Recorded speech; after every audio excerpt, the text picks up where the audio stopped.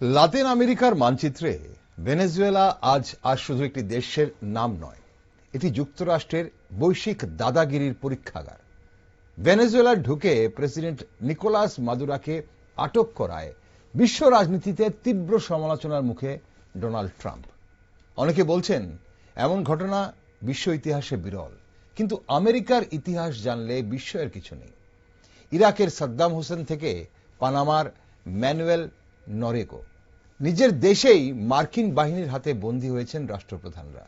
তবু মাদুরো প্রসঙ্গে বেনজির বলা হচ্ছে, কারণ এখানে প্রশ্নটা শুধু একজন প্রেসিডেন্ট নয়, একটি দেশের সার্বভৌমত্ব। বিশ্বজুড়ে সমালোচনার ঝড়। রাশিয়া, চীন, কিউবা সহ একাধিক দেশ বলছে এটি সরাসরি আন্তর্জাতিক আইনের লঙ্ঘন। রাষ্ট্রপুঞ্জ সতর্ক করেছে এই ধরনের পদক্ষেপ বিশ্ব ব্যবস্থায় একটি বিপজ্জনক নজির তৈরি করে। তাহলে কেন মাদুরো? উত্তর লুকিয়ে আছে ভেনেজুয়েলার তেলে, সমাজতান্ত্রিক রাজনীতিতে এবং ওয়াশিংটনের নিয়ন্ত্রণ অস্বীকারে। যে রাষ্ট্র আমেরিকার লাইনে হাঁটে না তার জন্য শাস্তি প্রস্তুত, নিষেধাজ্ঞা, একঘরে করা আর প্রয়োজনে শক্তি প্রদর্শন। ডোনাল্ড ট্রাম্পের আমলে ভারতও যে চাপের বাইরে ছিল তা কিন্তু নয়। শুল্ক, বাণিজ্য নিষেধাজ্ঞার হুমকি অতীতেও এসেছে। ভেনেজুয়েলা প্রশ্নে সেই আগ্রাসনী মনোভাবই ফের সামনে। তাই শেষ পর্যন্ত কিছু প্রশ্ন জাগে। একটি দেশে কি আরেকটি দেশের রাষ্ট্রপ্রধানকে শাস্তি দেওয়ার অধিকার রাখে? আজ যদি ভেনেজুয়েলা হয়, তাহলে কালকে আন্তর্জাতিক মহলে তার কি প্রভাব পড়েছে? কোন কোন দেশ কি বলছে? ভারতের অবস্থান কি? নমস্কার, আমি দীপেন আর আপনারা দেখছেন নিউজ ভ্যানগার্ড। ভেনেজুয়েলার সংকটে ভূ রাজনীতি নিয়ে একটি বিশেষ টকশোতে আজ আমার সাথে কলকাতা থেকে জুড়ে গেছেন বিশিষ্ট সমাজকর্মী বিমল সরকার, বিশিষ্ট সাংবাদিক তন্ময় ভট্টাচার্য এবং স্টুডিওতে রয়েছেন আন্তর্জাতিক বিষয়ে বিশেষজ্ঞ শিক্ষাবিদ দেবাশিস চক্রবর্তী। আপনাদের তিনজনকে স্বাগত আজকের অনুষ্ঠানে। বিমলবাবু, আপনার কাছেই যাব প্রথমে। আজ যুক্তরাষ্ট্র নিজেই বিচারক, নিজেই উকিল, নিজেই শাস্তিদাতা, এই নয়া সাম্রাজ্যবাদী মডেলই কি আজকের রুলস বেসড ইন্টারন্যাশনাল অর্ডার বা নিয়ম ভিত্তিক বিশ্ব ব্যবস্থা বলে মনে করেন? কিভাবে দেখছেন ব্যাপারটা? শুভ সন্ধ্যা নিউজ ভ্যানগার্ডের সকল দর্শক, শ্রোতা এন্ড ভিউয়ার্সদের। দেখুন, আমরা যেটা বলতে চাইবো যে বাংলাতে একটা প্রচলিত অর্থ বা প্রবাদ আছে, দ্যাট ইজ জোর যার মূল্যক তার। তো আজকে এই সময়ে আমরা সেটাই দেখতে পাচ্ছি যে আন্তর্জাতিক জিওপলিটিক্যাল ক্ষেত্রে যা যা ঘটনাক্রম ঘটছে, আমরা দেখছি যে যারা শক্তিশালী এবং যাদের শক্তি রয়েছে সমস্ত দিক থেকে, আর্থিক, সামরিক, একমাত্র তাদের দাদাগিরি চলছে।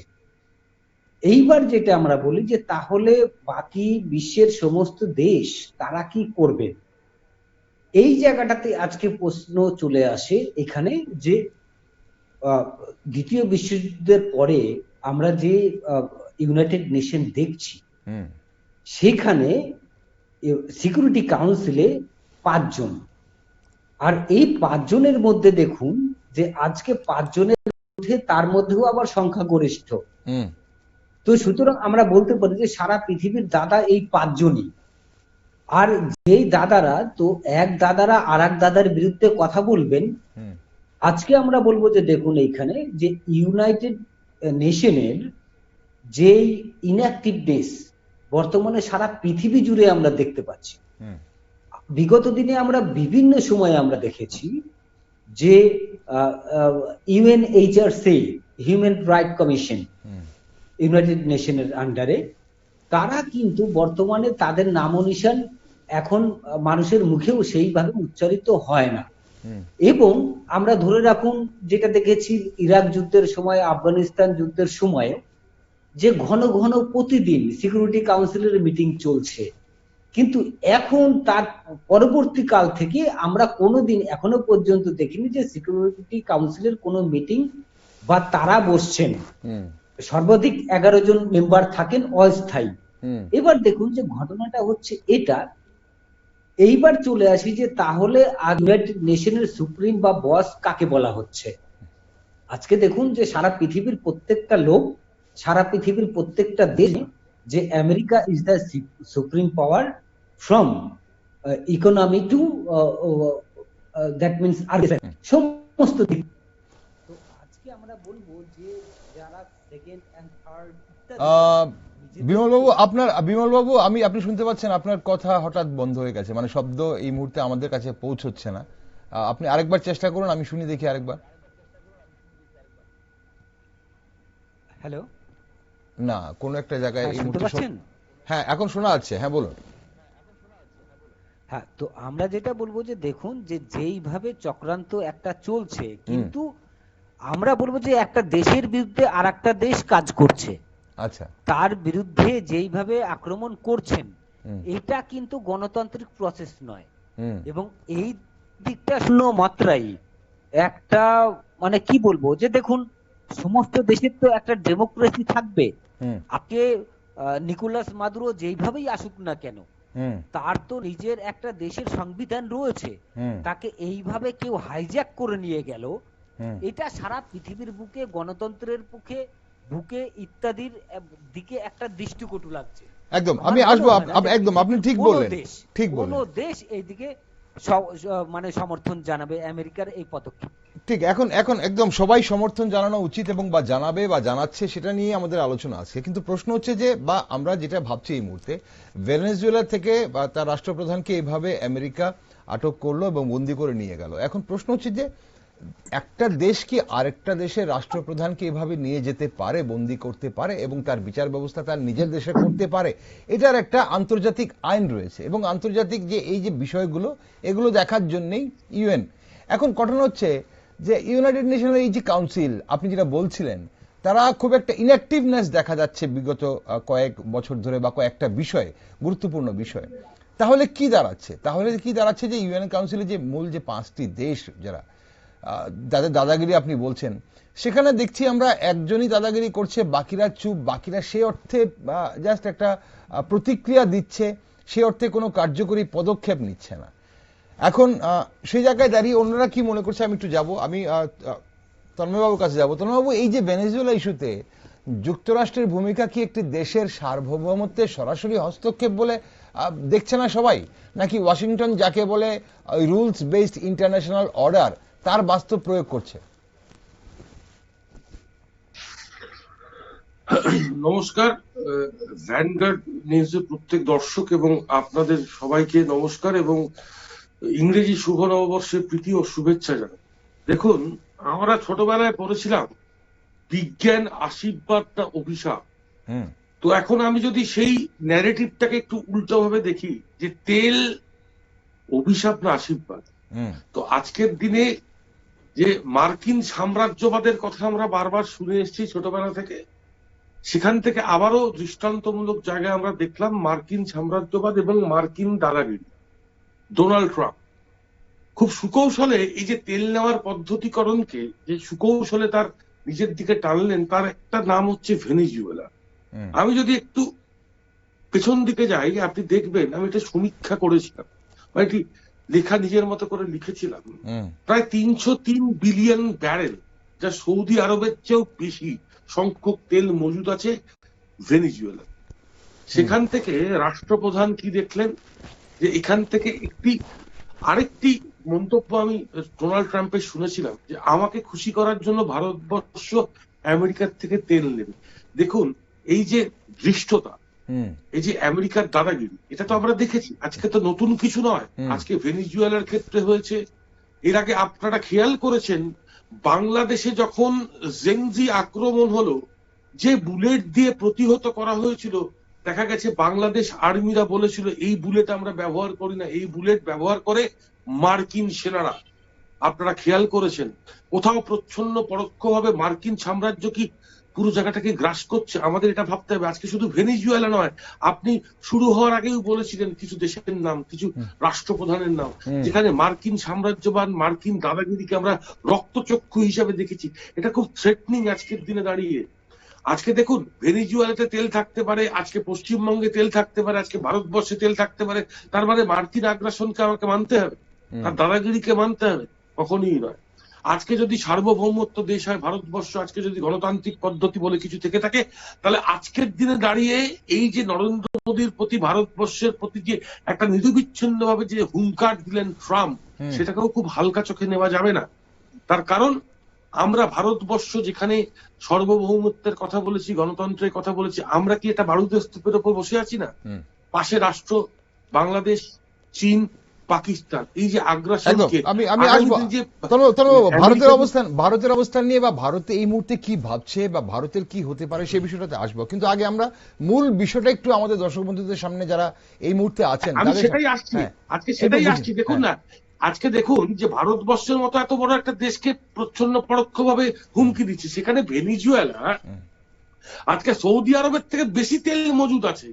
সেখানে যে রাষ্ট্রপ্রধান সুকৌশলে একটি শান্তি নোবেল দিয়ে সেখান থেকে একটি রাষ্ট্রপ্রধানকে নির্মীয়মান করে সেখান থেকে তেল নিয়ে যাওয়ার যে হুমকি, যে বিমল বাবু একটু আগে বললেন, এই যে আগ্রাসন, সত্যিই তো আজকের দিনে দাঁড়িয়ে এই যে 2026 আজকের দিনে দাঁড়িয়ে এটা একটা রীতিমতো রাষ্ট্রের প্রতি শুধু নয়, সারা পৃথিবীর প্রতি একটা থ্রেট। এটা তো আমি বিশেষ করে মনে করি, এটা প্রাথমিকভাবে আমি বললাম, পরবর্তীকালে সময় পেলে নিশ্চয়ই আমি আসবো আপনার কাছে আরেকবার। আসলে এই যে আপনি যেটা বলছিলেন যে ভেনেজুয়েলার তেলের ভান্ডার বিশ্বের অন্যতম বৃহৎ, কিন্তু সেই তেলের ওপর আমেরিকার কর্পোরেট নিয়ন্ত্রণ নেই। সেখানে কি যত গোলমাল, নাকি মাদুরো সমাজতান্ত্রিক, মার্কিন অনুগত নন, রাশিয়া চীনের সঙ্গে সম্পর্ক রাখেন, এটাই তার সবচেয়ে বড় অপরাধ? দেবাশিস বাবু, আপনার কি মনে হয়, মানে আমেরিকার আসল রাগটা কোথায়, বা রাগ বা স্বার্থটা কোথায় ঠিক এখানে? নমস্কার। আলোচনা শুরুতে আপনার দর্শক, আপনাকে এবং আমার সহ আলোচক দুজনকে আমার পক্ষ থেকে নতুন বৎসরের শুভেচ্ছা জানিয়ে আমি আলোচনা শুরু করছি। দেখুন, এই যে ঘটনাটা ঘটেছে, এটা খুব একটা বিচ্ছিন্ন ঘটনা নয়। এর আগেও ইরাকে ঘটেছে, লিবিয়াতে ঘটেছে, পানামাতে হয়েছিল। তো এটাকে আমি বিচ্ছিন্ন ঘটনা হিসেবে দেখছি না। এটা একটা ভূ রাজনৈতিক যে খেলা চলছে তারই অঙ্গ। আমার মানে আমি বিভিন্ন চ্যানেল ফ্যানেলে দেখেছি, আমার মনে হয় পুরো বিষয়টি স্ক্রিপ্টেড। ওকে, হ্যাঁ, স্ক্রিপ্টেড এই জন্য যে ট্রাম্প 2-0-তে যেটা হচ্ছে, ট্রাম্পকে কিছু একটা করে দেখাতে হবে। কারণ এখন পর্যন্ত ট্রাম্প বলেছে যে নোবেল পিস প্রাইজের জন্য আমি এই শান্তি এনে দিয়েছি, যুদ্ধ থামিয়েছি। থাইল্যান্ডের এটা বলেছে, প্যালেস্টাইনের এটা বলেছে, ইন্ডিয়া পাকিস্তান যেটা সিঁদুরের অপারেশন এখানে নাকি থামিয়েছে। এগুলো উনি মন গড়া কথা বা যাই হোক কিছুটা মানে উনি বলেছেন, কিন্তু সেরকম ভাবে কোনোটাতেই সেরকম এফেক্টিভ কিছু উনি করতে পারেননি, সেটা উনি খুব ভালো করে জানেন। আসছে কিছুদিনের মধ্যে ওদের মিড টার্ম ইলেকশন, তার আগে ওনাকে কিছু একটা করতে হবে। যেই ট্রাম্পের 49 থেকে 54% জনপ্রিয়তা ছিল, সেটা কমে কমে 37% এসছে। তো এর আগে আমাকে কিছু করতে হবে, ট্রাম্পের ভাবনা এরকম। অবশ্যই ট্রাম্পের, যেহেতু আমেরিকা বিশাল একটি দেশ, মিলিটারিলি সুপার পাওয়ার, তার অর্থনৈতিক শক্তি বিশ্বের 1 নম্বর অর্থনৈতিক শক্তি, তো তার এগুলো করার পেছনে এটা যেমন একটা কারণ। 2 নম্বর কারণ হচ্ছে যে আমেরিকা তার ব্যাকইয়ার্ডে কোনো দেশকে আসতে দেবে না। আপনি জানেন যে ভেনেজুয়েলাতে তার বিভিন্ন রকমের লোন চায়না দিত, ডিফেন্স ইকুইপমেন্ট সাপ্লাই করতো চায়না এবং রাশিয়া। যেহেতু মাদুরো একটু সোশ্যালিস্ট ছিল, ওদের সাথে ওর সখ্যতা বেশি ছিল। ভেনেজুয়েলা একটা সময় আপনি জানেন হয়তো যে এটা খুব সমৃদ্ধশালী দেশ ছিল, আজ থেকে 20-25 বছর আগে একটা সমৃদ্ধশালী দেশ ছিল। তার যা তেল আছে, তার টোটাল যা আমাদের অপরিশোধিত তেল আছে সারা বিশ্বে, তার 17% ভেনেজুয়েলাতে। এবং ভেনেজুয়েলাতে যা সোনা আছে, আফ্রিকা মহাদেশে যা সোনা আছে তার থেকে বেশি সোনা ওখানে আছে। কিন্তু তেল আর সোনা থাকলেই যে একটা দেশ সমৃদ্ধ হবে না, সেটা ভেনেজুয়েলা একদম প্রকৃষ্ট উদাহরণ। কারণ কি, হুগো চাভেজ যখন ছিল এখানে, উনি ধীরে ধীরে অ্যাক্টিভিজম শুরু করে এবং সেখান থেকে যা তেল কোম্পানিগুলো বা আর অন্যান্য যেগুলো আছে সবগুলোকে ন্যাশনালাইজড করে ফেলে। তারপর থেকে ধীরে ধীরে ধীরে ধীরে যেই ভেনেজুয়েলার দৈনিক উৎপাদন ছিল আপনার 4 মিলিয়ন ব্যারেল থেকে 7 মিলিয়ন ব্যারেল, সেটা আজকের দিনে 1 মিলিয়ন ব্যারেল নেমেছে। আর তার 75% তেল কিনে নিচ্ছে চায়না। এবার একটা অসন্তোষ ছিল, হ্যাঁ, এবং আমেরিকা যেটা করে থাকে যে মানে চায়নাকে রপ্তানিটা হচ্ছে অসন্তোষের তোমার একটা কারণ। মোদ্দা কথা যে আমেরিকার ব্যাকইয়ার্ডে চায়না রাশিয়াকে খেলতে দেবে না, সেটা হচ্ছে ওয়ান অফ দ্য রিজন। 2 নম্বর হচ্ছে যে আমি যে একটা সুপার পাওয়ার, কারণ এখন ট্রাম্পের একটা দেখাবার ব্যাপার আছে। ট্রাম্প এটা শুধুমাত্র ভেনেজুয়েলার এই দৃষ্টিতে দেখলে হবে না, আপনার এদিকে থাইওয়ানের একটা ব্যাপার আছে। চায়না যে কোনো সময় মানে থ্রেট দিচ্ছে যে আমি থাইওয়ান নিতে পারি। হ্যাঁ, তো আমেরিকার যে আপনার মিলিটারি ইকুইপমেন্ট সেগুলো টেস্টেড, ঠিক আছে, চায়নার গুলো কিন্তু টেস্টেড নয় সেরকম ভাবে। ওকে, তো চায়নাকেও একটা পরোক্ষভাবে একটা থ্রেট আমি মনে করি, যেটা দিয়ে রাখলো যে তুমি বেশি বাড়াবাড়ি করো না, তুমি বাড়াবাড়ি করলে কি হতে পারে সেটা দেখিয়ে দিল।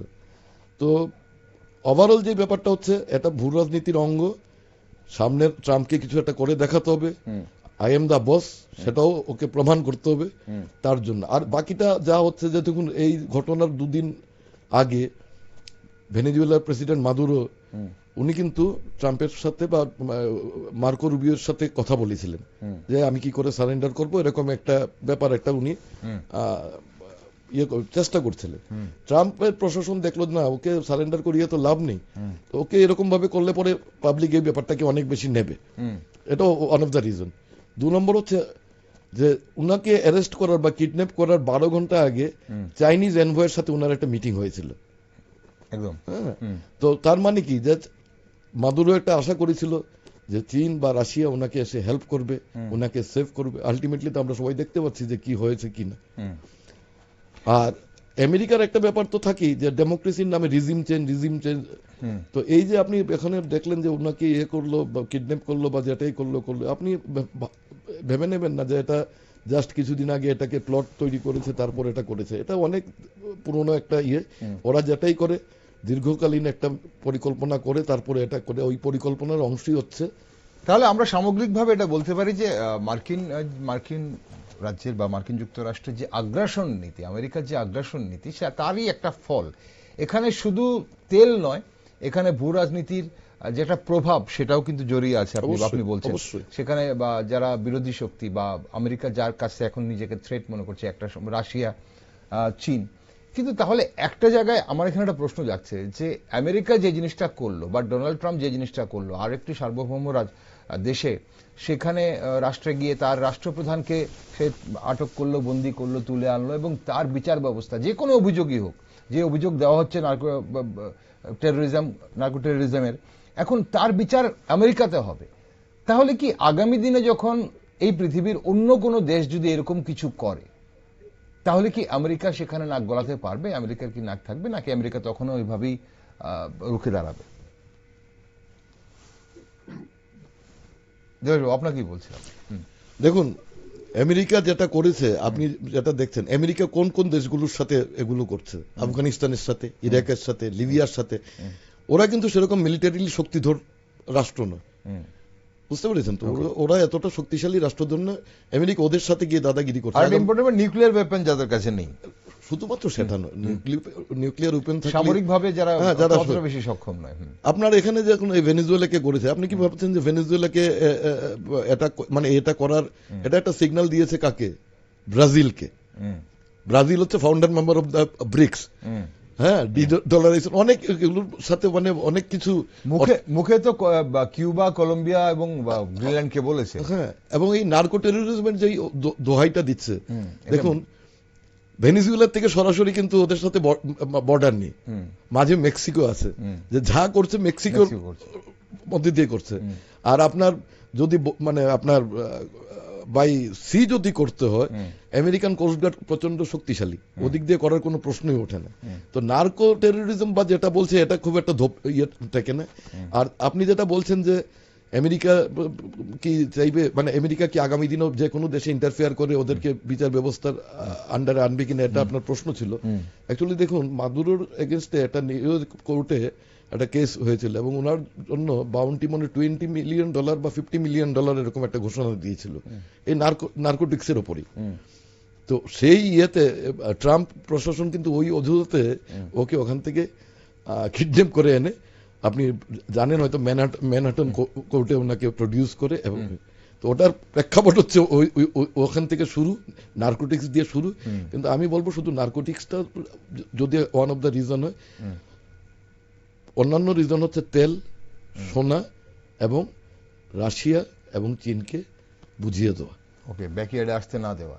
ঠিক, তাহলে এখানে আরেকটা ছোট্ট প্রশ্ন, জাতিসংঘ কি কার্যত তাহলে এখন শক্তিহীন হয়ে পড়ছে? মানে আজ ভেনেজুয়েলা, কাল অন্য কোনো দেশ হতে পারে, জাতিসংঘের তাহলে বলার কিছু থাকছে না তাহলে? এবার আমি আপনাকে প্রশ্ন করছি, বিগত কিছু কয়েক বছর ধরে আপনি কি দেখতে পাচ্ছেন যে ইউএন এর সেরকম অ্যাক্টিভ রোল আছে? না, সেটাই বিমলবাবু বলছিলেন যে ইউএন সিকিউরিটি কাউন্সিলের আজকে কি হয়, আপনার আর আমার মধ্যে যদি কোনো সমস্যা হয় তাহলে থার্ড পার্টি আরবিট্রেশনের মাধ্যমে সেই সমস্যাগুলো সমাধান করবে। এখানে তো সেরকম কিছুই নেই। ইউএন তো মানে একদম নান এন্ড ভয়েড করে রেখে দিয়েছে। তো ইউএন এর সেরকম তো কার্যক্ষমতা কিছু আছে বলে আমার মনে হয় না, বা সারা বিশ্ববাসী সেটাই প্রত্যক্ষ করছে। ঠিক, আসবো আপনার কাছে। বিমলবাবু, আপনি আছেন আমাদের সঙ্গে। এই ভেনেজুয়েলা ইস্যুতে বিশ্ব কি বিভক্ত বলে দেখছেন? রাশিয়া ও চীন এই মাদুরোর সরকারকে বৈধ বলেছে, মার্কিনী হস্তক্ষেপের তীব্র বিরোধিতা করেছে। কিউবা, ইরান, বলিভিয়ার মতো দেশ আমেরিকার পদক্ষেপকে আধুনিক উপনিবেশবাদ বলেছে। এখন ইউরোপ দ্বিধাভক্ত, কথায় মানবাধিকার, কাজে মার্কিনী ছায়া রয়েছে। জাতিসংঘ সরাসরি সামরিক হস্তক্ষেপের বিরোধিতা করেছে, কিন্তু কার্যত নীরব। এখন বিশ্ব দেখছে কিন্তু প্রতিবাদ করছে কম। তাই আপনার কি মনে হয়, বিশ্ব কি বিভক্ত বলে দেখছেন? দেখুন, সিম্পল প্রচলিত অর্থে বাংলাতে একটা কথা আছে, জোর যার মূল্যটা, এবং শেষে বিড়ালের গলায় ঘন্টাকে বাঁধবে ইত্যাদি, এগুলো আমাদের প্রচলিত প্রবাদ। আজকে দেখুন যে সমস্ত, আজকে ইউরোপ বলুন, ন্যাটো বলুন, ব্রিক্স বলুন, ইত্যাদি যা কিছুই বলুন না কেন, এই সমস্ত কিছুর, ইউনাইটেড নেশন বলুন, সিকিউরিটি কাউন্সিল বলুন, সবকিছুরই কিন্তু চালিকা শক্তি আমেরিকা, সেটা সবাই জানে।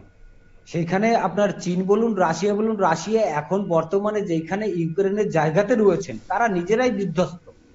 এবং শুধু তাই নয়, চীনের এমন কোনো ইতিহাস নেই বিগত দিনে যে চীন ব্যবসা ছাড়া, নিজের ব্যবসা ছাড়া অন্য কোনো দেশের কোনো কাজে হস্তক্ষেপ করেছে। তো সুতরাং এইখানে তো প্রশ্নই নেই। যদি সেটাই হতো তাহলে তাইওয়ানের ক্ষেত্রে চীন এতদিন কিছু না কিছু করে দেখাতো, কিন্তু চীন জাস্ট ওই আওয়াজই দিয়েছে, চীন ব্যবসা ছাড়া কিছু বোঝে না। কিন্তু আমেরিকা যেটা বোঝেছে, ব্যবসা প্লাস তার যে শক্তি, সেটা উভয়ই একসাথে প্রয়োগ করে। চীন খালি নিজের ব্যবসা প্রয়োগ করে। এইবার দেখুন, আমরা যেটা বলবো যে জাস্ট এটা একটা অজুহাত ছিল। আজকে আমরা যেটা দেখতে পেলাম যে ভেনেজুয়েলাতে ম্যাটারটা হলো যে জাস্ট একটা নার্কোটিকের অভিযোগ দরকার ছিল, সেই অভিযোগটা পেয়েছেন। কিছুক্ষণ আগে এই স্যারও যেটা বললেন, তো সেই অভিযোগের ক্ষেত্রে কোথায় নিয়ে গেছেন ভাবুন, ম্যানহাটন কি, আমেরিকার প্রতিরক্ষার সমস্ত কিছুর সদর দপ্তর ম্যানহাটন, পেন্টাগন। তো ঘটনাটা হচ্ছে এইটা একটা direct indirect message, and we may freely say without any kind of obstacle that Russia and China they have no courage to make any comment on this event. তারা কিচ্ছু করবে না। দেখুন, চায়না ব্যবসা করেছে, যেটা কিছুক্ষণ আগে স্যার বললেন, ব্যবসা করে ওরা ওদের প্রফিট নিয়ে চলে গেছে। রাশিয়া বিগত দিনে যে জায়গাটাতে ছিল, নিজেরা এখন বিধ্বস্ত। আমেরিকা ডাইরেক্টলি ইন্ডিয়াকে থ্রেট দিচ্ছে, কি ট্যারিফ থ্রেট। এই ট্যারিফ থ্রেটকে আমরা খালি ট্যারিফ ভাবে নিলে কিন্তু হবে না। তার কারণ আমাদের কাছে ভারতবর্ষ পৃথিবীর মধ্যে এমনই একটা দেশ, সেই দেশটা কিন্তু পুরো শত্রু দ্বারা, তার প্রতিবেশী যতগুলো দেশ রয়েছে শত্রু। বর্তমানে আমরা যা দেখছি, পাকিস্তান রয়েছে, চায়না রয়েছে, এন্ড বাংলাদেশ। শত্রু ছিল না বাংলাদেশ, বা যে বাংলাদেশ ভারতবর্ষের তৈরি, কিন্তু বাংলাদেশও এখন শত্রুর থেকে চরম শত্রুর মতন আচরণ করছে। আমরা বলবো যে ইন্টারন্যাশনাল পলিটিক্স, জিও পলিটিক্স এর ক্ষেত্রে এই জায়গাটাতে একটা না কিছু আছে। আজকে যেখানে শেখ হাসিনাকে গদিচ্যুত হতে হলো, সেই জায়গাটাতে সেন্ট মার্টিন দ্বীপ, আমেরিকা ভার্সেস ইত্যাদি একাধিক, তো রিলেশন গুলো যদি আপনি ভাবেন, তো সেই জিনিসগুলো ভাবতে হবে। কিন্তু আমরা বলবো যে আমেরিকার যদি আজকে উল্টো পাল্টায় ট্যারিফ বা ইকোনমিক ওয়ার এর বাইরে অন্য কিছু যদি ভাবে, আর ভারতবর্ষের মধ্যে যদি সেইগুলো অ্যাপ্লাই করার চেষ্টা করে লাইক ভেনেজুয়েলা, আমরা বলবো সারা পৃথিবীর ভাববে যে আমেরিকা বর্তমানে তার এনরিচমেন্ট হারিয়ে গেছে, এবং একটা কিম জনের থেকে আজকে কিম জনের সাথে কম্পিটিশন চলছে ট্রাম্পের, যে who will be the best or the worst dictator in the world. Kim Jong এদিকে খালি আওয়াজ দিচ্ছেন এন্ড অ্যাক্টিং এ করে দেখাচ্ছেন ট্রাম্প।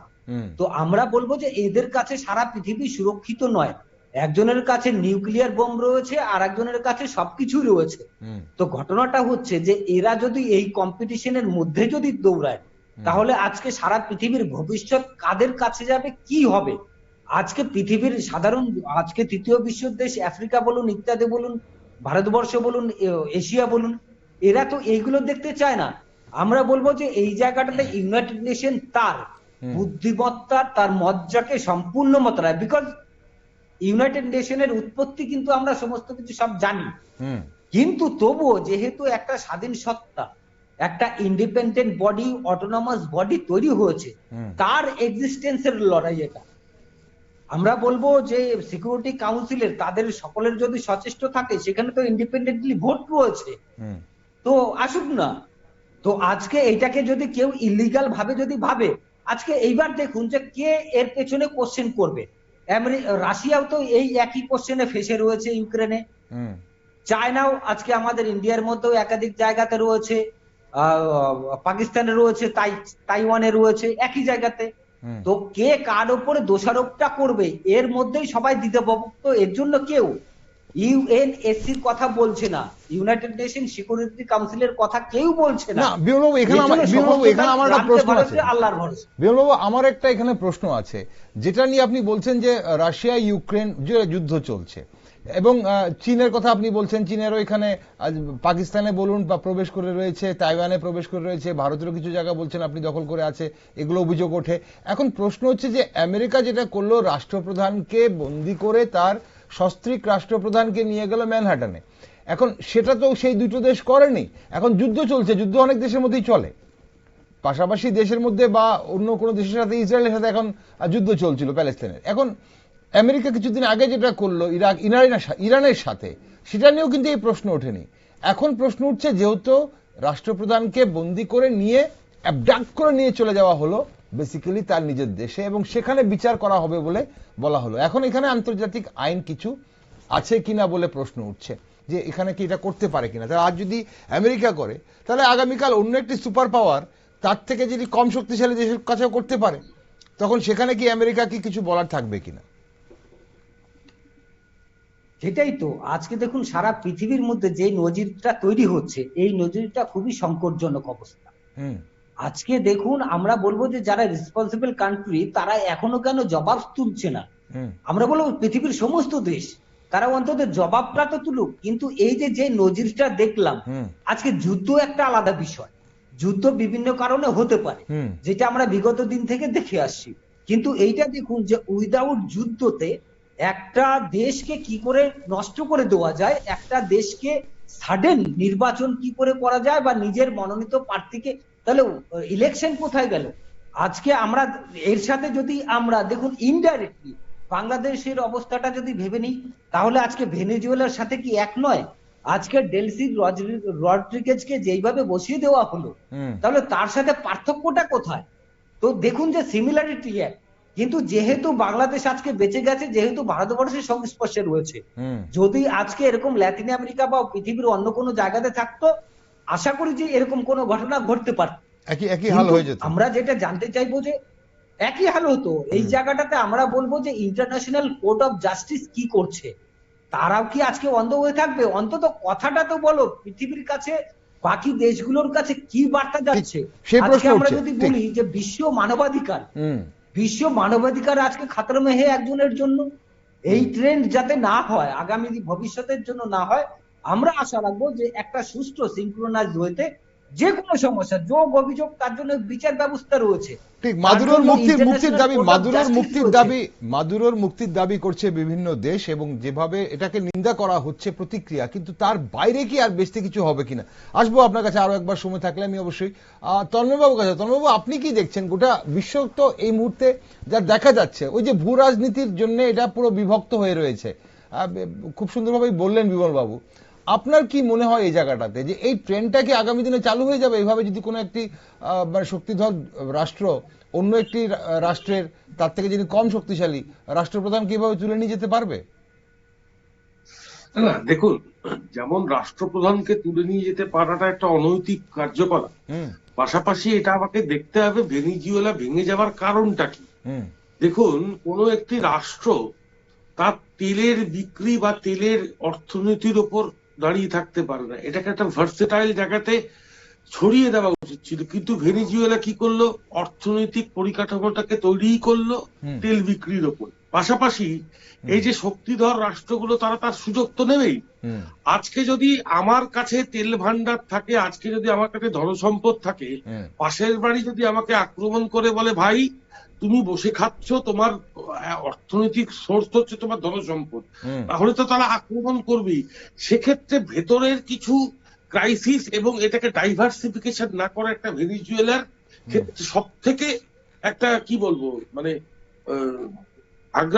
আমেরিকার আগ্রাসনের মূল কারণ হিসেবে ধরা যেতে পারে। পাশাপাশি আজকে বিমল বাবু এবং স্যার যেটা বললেন, দেখুন, যে কোনো চালিকা শক্তি হিসাবে আমেরিকাকে আমরা প্রাধান্য দিচ্ছি, আমেরিকার দাদাগিরিকে আমরা প্রাধান্য দিয়েছি। শুধু তো আজকে বিচ্ছিন্ন ঘটনা নয়, আজকে ইরাকেও এক ঘটনা আমেরিকা ঘটিয়েছিল। আজকে আপনার মনে পড়ে সবার নাম তোমার নাম, ভিয়েতনাম। আজকে যদি না কিউবার মতো একটা ছোট দেশ আমেরিকাকে সবক শিখিয়েছিল।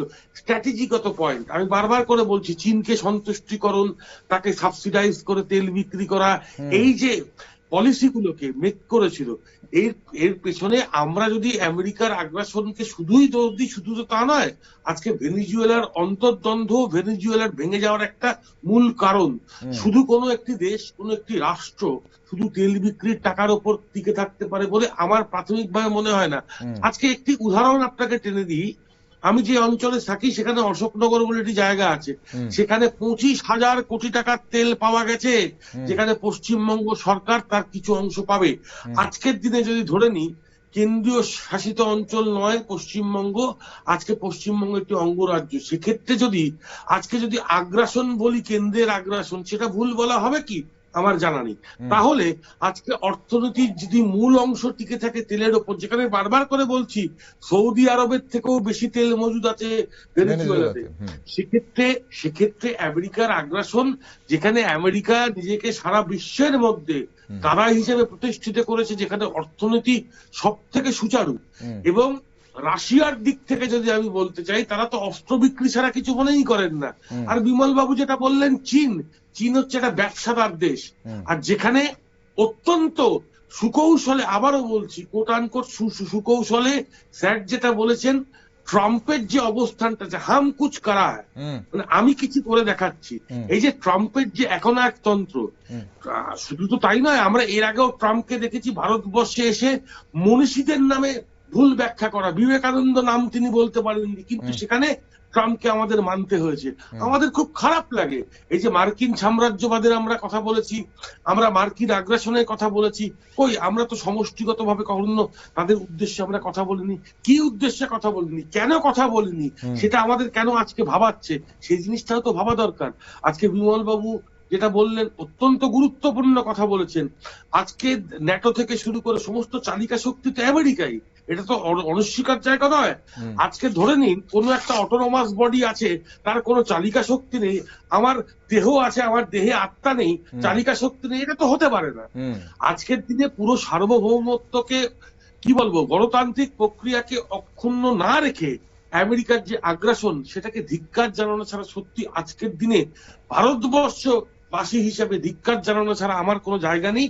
পাশাপাশি যে সাবজেক্টটা আজকে নয়, কিন্তু পাশাপাশি আমি এটা বলতে বাধ্য হচ্ছি, ভারতবর্ষকেও হয়তো আগামী দিনে আমেরিকার কাছে মাথা নত করতে হতে পারে। তার কারণ আমেরিকার প্রেসিডেন্ট যদি বলতে পারে আমাকে সন্তুষ্টি করার জন্য ভারতবর্ষকে আমার কাছ থেকে তেল কিনতে হবে, এর থেকে বড় ধৃষ্টতা ডোনাল্ড ট্রাম্পের কিছু হতে পারে না, বলে ডোনাল্ড আমার ট্রাম্প তার প্রাথমিকভাবে তন্ময়বাবু, ডোনাল্ড ট্রাম্প কি বলবেন সেটা ওনার ব্যাপার। ডোনাল্ড ট্রাম্প এটাও বলেছিলেন যে অপারেশন সিন্দুর আমি বন্ধ করিয়েছি, এখন সেটা ওনার ব্যাপার, উনি কি হ্যাঁ, বলবেন, হ্যাঁ, উনি কি বলছেন, বিশ্ব সেটাকে কিভাবে নিচ্ছে সেটা বিশ্বের ব্যাপার। কিন্তু ভারতবর্ষ কি করে, ভারতবর্ষের কূটনীতি ভারতবর্ষে করছে। আপনাকে এটাও তো দেখতে হবে, একটা রাষ্ট্রপ্রধান কখনো তার সন্তুষ্টিকরণের জায়গায় বলতে পারেন, যেখানে বিশ্ব একটা, সারা বিশ্বতে শুধু আমেরিকাই একটি দেশ দেখুন নয়। ডোনাল্ড ট্রাম্পের আজকে ভারতবর্ষ কি গণতান্ত্রিক এই দেশ?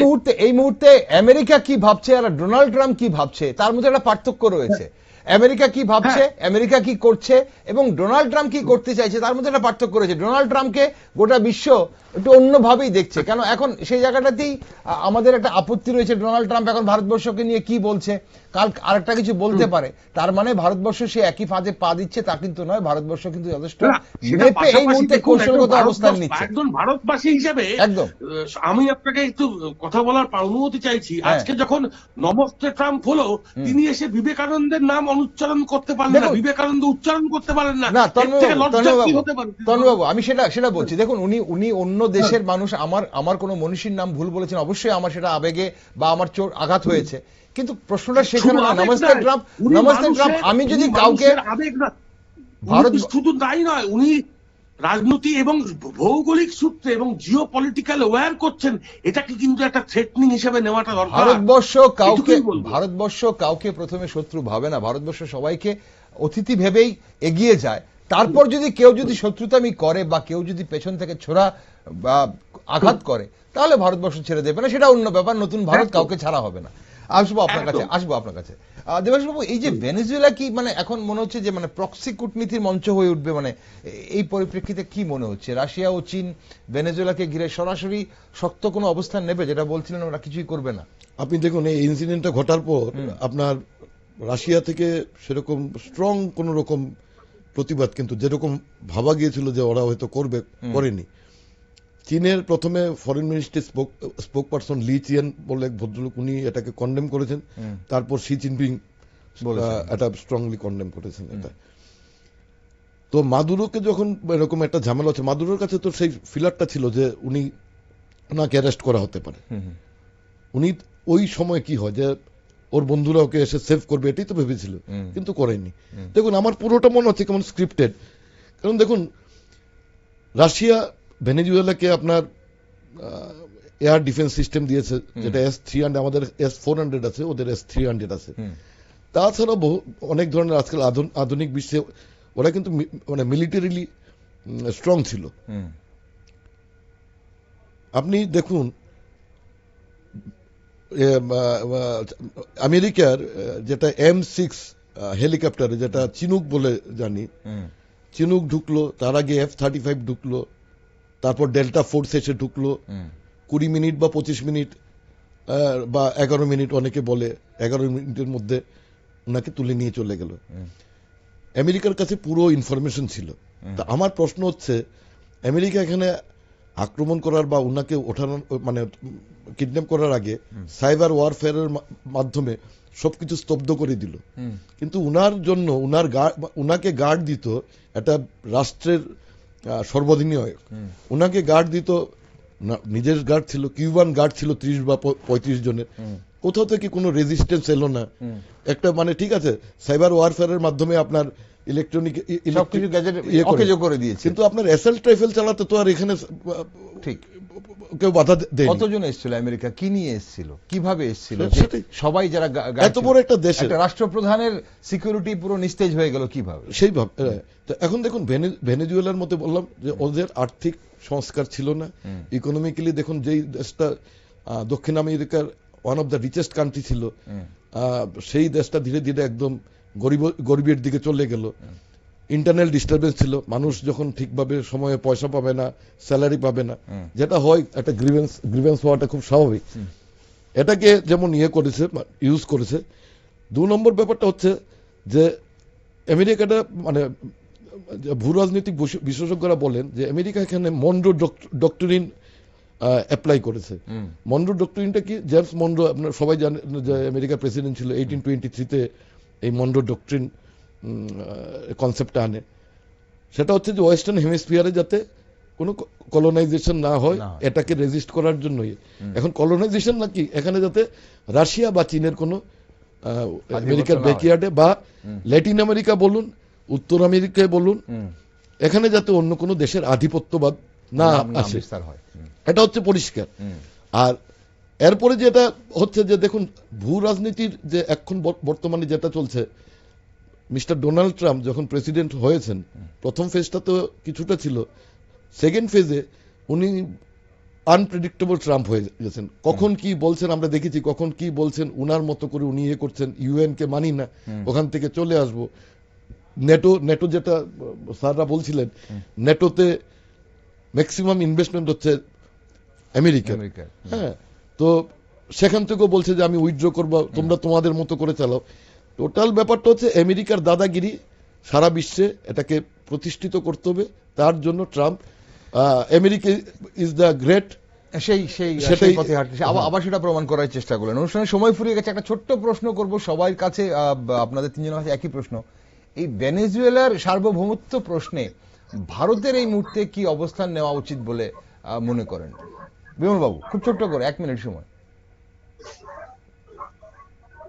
দেখুন, আজকে আমরা যেটা বলবো যে বর্তমানে আমেরিকা যেটা নিজেকে চিত্রায়িত করার চেষ্টা করছেন, যে একটা গ্রেট শার্ক হিসেবে বা ম্যান ইটার, ডেমোক্রেসি ইটার শার্ক হিসেবে, যদিও ভেনেজুয়েলাতে ডেমোক্রেসি ছিল না, যেহেতু নিকোলাস মাদুরো একজন বাস কন্ডাক্টর থেকে, একজন বাস ড্রাইভার থেকে আজকে এইভাবে মাত্র 2000 সাল থেকে এই ক্ষমতার অলিন্দে এসছেন, এবং হুগো সাভেজের আন্ডার রেজিমে তিনি ভাইস প্রেসিডেন্ট ছিলেন। কিন্তু তার সত্ত্বেও তার এগেনস্টে প্রচুর বিভিন্ন ধরনের মানি লন্ডারিং থেকে শুরু করে এক্সটর্শন, হিউম্যান ট্রাফিকিং ইত্যাদি বিভিন্ন ধরনের এলিগেশন ছিল। দেখুন, সেইগুলো একটা আলাদা বিষয়। আমরা আজকে ভারতবর্ষের মধ্যে বসবাস করে এটাই দেখলে খুশি হতাম যে আজকে নিকোলাস মাদুরোর বিচার ব্যবস্থা শুরু হচ্ছে বা যা কিছুই হচ্ছে ভেনেজুয়েলাতে দাঁড়িয়ে। সেই ব্যবস্থাটা যদি করা হতো তাহলে সারা বিশ্বের যে সিনক্রোনাইজেশন, ডেমোক্রেসি এবং একজন ইন্ডিপেন্ডেন্ট নেশন, সেইগুলো যেগুলো খাতরা মে হে বা তাদের অস্তিত্ব সংকট, আশা করি যে সেই জায়গাটা বজায় থাকতো। দেখুন, শক্তি দেখাতে গেলে, বল দেখাতে গেলে তার জন্য বিভিন্ন রাস্তা রয়েছে, বিভিন্ন পন্থা রয়েছে, কিন্তু কোন দেশের রাষ্ট্রপ্রধানকেই এইভাবে আমরা দাবার কোটের মতন এইভাবে জাস্ট এইদিকে ওইদিকে বাইপাস করে দেবো, হারিয়ে দেবো, সেটা মেনে নেওয়া যায় না। বর্তমান এই আধুনিক সমাজে একদম অসামঞ্জস্য। ভারতের এই মুহূর্তে কি অবস্থান নেওয়া উচিত? কোনো কিছুই ওকে, ভারতের কি অবস্থান নেওয়া উচিত? ছোট্ট করে প্রশ্নটা ছিল, ভারতের কি অবস্থান নেওয়া উচিত? ভেনেজুয়েলা নিয়ে আলোচনা নয়। হ্যাঁ, নিশ্চয়, অন্তত কিছু না হলে অন্তত ভারতবর্ষের আমরা চাইবো যে অন্তত একটু আওয়াজ দিক। আমরা পৃথিবীর বৃহত্তম গণতান্ত্রিক দেশ, গণতন্ত্র রক্ষার জন্য, হিউম্যানিটি রক্ষার জন্য ভারতবর্ষকে একটু বক্তব্য রাখা উচিত। ওকে, তন্ময়বাবু, আপনার কি মনে হয় এই মুহূর্তে ভেনেজুয়েলার এই সার্বভৌমত্ব ইস্যুতে ভারতের কি অবস্থান হওয়া উচিত? দেখুন, ভারতবর্ষ বৃহত্তম গণতান্ত্রিক দেশ, এবং ভারত, আপনার কথায় যেটা সহমত প্রকাশ করব, যেটা ভারতবর্ষ শান্তিকে প্রাধান্য দেয়, তার মানে এই নয় কোন একটি রাষ্ট্রপ্রধান শান্তি বিঘ্নিত করবেন, তিনি ব্যবসায়িক কায়েমি স্বার্থে তাকে ভারতবর্ষ প্রাধান্য দেবে, সেটা নয়। ভারতবর্ষের কূটনৈতিক, ভারতবর্ষের প্রধানমন্ত্রী এবং ভারতবর্ষের যে সার্বভৌমত্ব, সেটাকে রক্ষার জন্য আমি বিমল বাবুর কথাকে সমর্থন করব। ভারতবর্ষকে শুধু চুপ করে থাকতে নয়, ভারতবর্ষকে একটা প্রক্ষান্তরে জবাব দেওয়াটা দরকার। আজকের দিনে শুধু তাই নয়, ভারতবর্ষ একটি সর্ববৃহত্তম গণতান্ত্রিক দেশ, সেখানে ভারতবর্ষ স্ট্যান্ডটাকে স্ট্রং করার জন্য অন্তত একটু হলেও কিছু বলা দরকার। যেখানে আপনি এর আগেও বলেছিলেন মানবাধিকার কমিশন নিয়ে, সেখানে মানবাধিকার এবং মানুষের সার্বভৌমত্ব নিয়ে ভারতবর্ষ যে আগামী দিনে কথা বলবে এবং ভারতবর্ষ যে একটা স্ট্র্যাটেজিক পয়েন্ট থাকবে, সেটা আশা করি। এবং আমি যদি ব্যক্তি হিসেবে বলতে চাই, ভারতবর্ষে কূটনৈতিক স্তরে ভারতবর্ষকে আরো আগ্রাসনের জায়গায় যেতে হবে, এটুকুই বল। একদম। আর দেববাবু, আপনার কি মনে হয় এই বিষয়তে ভারতের কি অবস্থান হওয়া উচিত? ভারতের অবস্থান হওয়া উচিত আমার মনে হয় এই মুহূর্তে একটু সময় নিয়ে সামগ্রিক বিষয়টাকে অবজার্ভ করে তারপরে প্রতিক্রিয়া জানানো। কারণ কি, আমি আমার সহ আলোচকদের সাথে একমত যে একটা দেশের রাষ্ট্রপ্রধানকে এইভাবে হাইজ্যাক করে বা কিডন্যাপ করাটা ঠিক না। কিন্তু আমার দৃঢ় বিশ্বাস যে ভারত সরকার অবিলম্বে একটা প্রতিক্রিয়া জানাবে এবং ভারতবর্ষের বর্তমান যে পলিটিক্যাল লিডারশিপ খুব স্ট্রং, যেহেতু এটার বৃহত্তম গণতান্ত্রিক দেশ, সবাই কিন্তু এই ব্যাপারে প্রচন্ড কশাস, এবং আমার মনে ওরা যেটা করবে সময় উপযোগী সিদ্ধান্ত নেবে এবং আধুনিক বিশ্বের জন্য, বিশ্বের শান্তির জন্য যেটা করা দরকার আমাদের পলিটিক্যাল লিডারশিপ সেটাই করবে। অসংখ্য ধন্যবাদ আপনাদের তিনজনকে। দেবাশিস বাবু আপনাকে ধন্যবাদ সঙ্গে থাকার জন্য আজ, তন্ময় বাবু আপনাকে ধন্যবাদ, বিমল বাবু আপনাকে ধন্যবাদ সঙ্গে থাকার জন্য আজ, সময় দেওয়ার জন্য।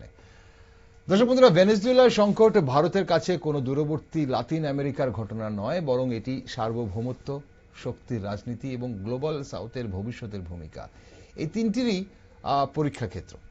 ভারতের বার্তা এখানে স্পষ্ট। একদিকে যুক্তরাষ্ট্রের সঙ্গে কৌশলগত সম্পর্ক বজায় রাখা, অন্যদিকে কোন দেশের অভ্যন্তরীণ বিষয়ে জোর জবরদস্তি হস্তক্ষেপের বিরোধিতা করা।